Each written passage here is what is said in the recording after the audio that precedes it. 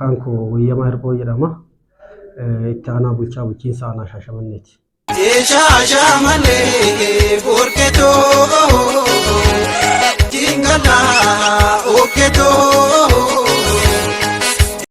Aanaan Shaashamannee akkuma beekamu waggoota lamaan duratti gandoota 37 aanaa gaggeeffamaa turte. Haa ta'u malee tarsiimoo mootummaan keenya baaseen gandoonni 20 gara magaalaa Shaashamanneetti ergama qabanii as gandoonni 17 hafan ammoo oomisha garaagaraatiin kan beekamudha. Keessatti iyyuu gandoonni gara 10 oomisha boloqqee alergeedhaan qaamonni garaagaraa qonna waliigaltee kan jedhamu yookiin qonna koontiraataa jedhama.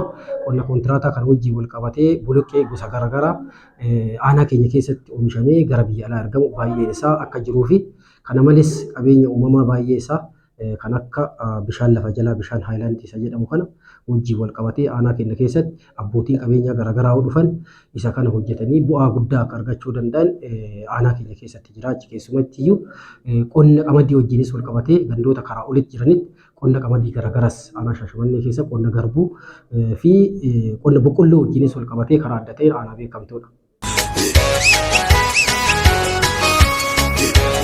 Beekamu kanaan dura bishaan Salaam jedhamu kana olaalle aanaa Shaashamannee jala gaggeeffamaa ture jecha. Naannoo sanitti hojiilee gurguddoo hojjetanii madda turizimii ta'ee amma qaamni garaagaraa galii irraa argachuu danda'eera. Amma aanaa Shaashamannee haga gandi kunis gara magaalaatti gale gandoota biraa kan ollaa magaalaa kanaa jiran madda turizimii ta'uu kan danda'an galii garaagaraa biyyoota alaarraas dhufanii biyya keessaa iddoowwan daawwatamuu danda'an baay'eetu jiru. Isa kana akka aanatti qindeessinee waajjira aadaa fi turizimii wajjin taanee keessattuu gaara jaamaa jedhamu tokkotu jira jecha.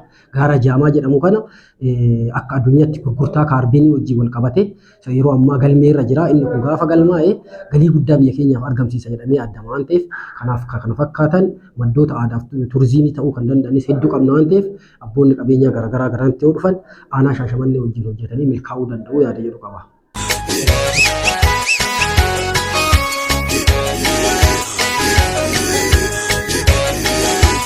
Bara kana akkuma beekamu tarsiimoo mootummaa keenyaa irraa kan maddu inisheetiiviin garaagaraa bocamee gabbu'ee jira. Isa kana milkeessuuf tokko lama jennee teennee maal hojjechuu qabna uummata keenya? Uummanni keenya maal barbaada?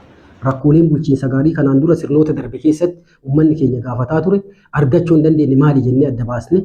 Isaan adda baasne kana keessaa tokkoffaa barnoota wajjin wal qabatu rakkoo cabiinsa barnootaa kan ta'e bu'uurarraa barnoonni karaa qulqullina qabuun faasiliitii eeggatee kennamuu dhabu jennee mana barnootaa bu'uura boruu ijaaruu. Lammaffaa irratti fayyaa wajjin wal qabatee uummanni keenya sirna darbe keessa waa baay'ee gaafataa ture. Gaafii uummata keenyaa kana deebisuuf keellaa fayyaa bu'uuraatii fi keellaa fayyaa waliigalaa kan jedhamu ganda Maraarotiif ganda Gondee Qarsoo keessatti naannoo miiliyoona 46 itti baasnee isa hojjenneerra daandii wajjin wal qabatee qonnaan bulaan keenya kuduraa muduraa garaagaraatu jira aanaa Shaashamannee keessatti kan oomishamu jecha. Kuduraa muduraa kana yeroo gannaa gara gabaatti geessuun baay'ee rakkisaa ture. Isa kana daandii suphuu wajjin wal qabatee walumaa galatti daandii gara kiiloomeetira 28 kan ta'u bara kana suphinee uummanni keenya karaa adda ta'een irraa fayyadamaa jira.